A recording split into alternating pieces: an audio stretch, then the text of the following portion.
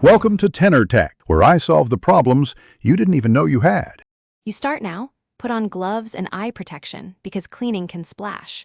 Once suited, mix mild dish soap and warm water at about a 1:10 ratio and soak a microfiber cloth.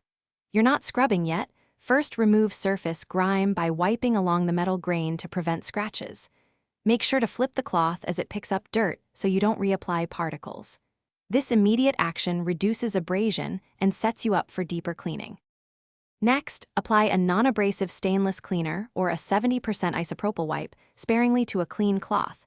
You want controlled moisture. Work with the metal grain, using a soft bristled brush for hinges, seams, and screw heads so you lift grime without grinding it in.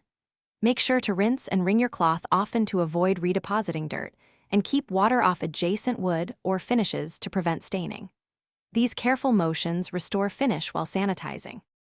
Finish by thoroughly drying and buffing the handle with a fresh microfiber cloth, always following the grain until no streaks remain. This prevents water spots. For lasting protection, apply a thin layer of stainless polish or light oil, then buff to a satin sheen.